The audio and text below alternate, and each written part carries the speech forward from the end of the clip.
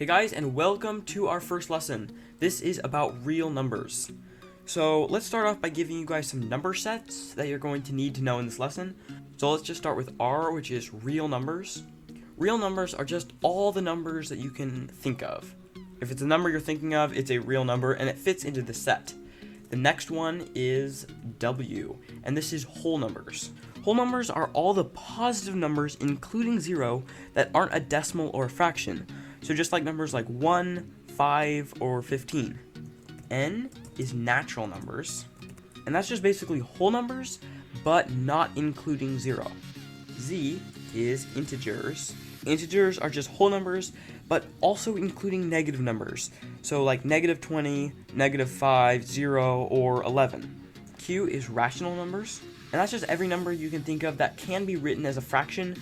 So that also includes whole numbers, because whole numbers are like 1 or 5, and 5 can actually be written as a fraction, like 5 over 1. The complement of that is Q prime, I think that is. These are just all the irrational numbers, and those are just numbers that cannot be written like a fraction, like pi for instance. These are all the different sets of numbers that you're going to need to know in this lesson, so hopefully you understand all of these. Next we have some properties that are going to be needed for this lesson. So to start, we have the associative property. This associative property works for both addition and multiplication. This property just states it doesn't matter what addition or multiplication we do first. Here we have x plus y plus z equals blank. So because of the associative property of addition, we don't actually care whether we add the x and the y, or the y and the z first, or even the x and the z. Here we have x times y times z, and the associative property also works for multiplication, so it doesn't matter what we multiply first. We're going to get the same answer either way. Next we have the commutative property, and this works for both addition and multiplication as well. This property just means you can change the way you arrange the numbers, and it won't change the answer. Here we have x plus y plus z again, and it doesn't matter which way we arrange these, so we have x, y, and then z, but if we had, for instance, z and then y, it would not change the answer because of the commutative property. Remember, this works for multiplication as well, so it doesn't matter which way we arrange these numbers. Next we have the identity property, which is very easy. It works for both multiplication and addition, and this one doesn't work for both addition and multiplication the same way though. So for addition, basically if you have a number and you add 0 to it, you're going to still have the same number you started with, which makes sense, right? And then we have, for multiplication, if you multiply 1 to any number, you're going to still get the same number.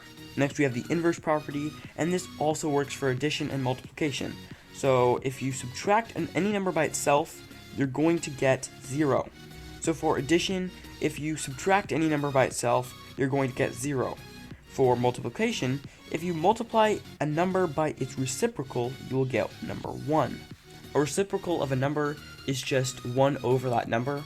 The reciprocal of x is just 1 over x. Now it's important to note, for multiplication, this works for every number except for 0. Now our final property is the distributive property, and the distributive property works kind of different. Here we have a little bit of an equation here. We have got x times y plus z. Y plus z is going to be done before x is multiplied to that number. Now how do we simplify this? We don't know what y and z are, so we can't add these together, but we can still simplify this a bit. And that's what the distributive property does. We're going to take x, and we're going to times it by y, and then we're going to times it by z. So we're going to get xy plus xz. One last thing that you're going to need for this lesson is to be able to convert words into mathematical equations. This is actually the hardest thing for me. It's pretty self-explanatory though, and you probably don't need to learn it, but I'm just going to do one example to make sure. Here we have 5 added to a number is the product of 3 and 3. So here we have 5, so we got 5 right here, added to a number, so added to is just plus a number. We don't know what the number is, so we're going to do x is, so is equals the product of 3 and 3. So the product is just multiplying, and 3 and 3. So we're going to multiply 3 and 3. And this here is what you get. And there you go. Hopefully this video geared you for your lesson. Good luck.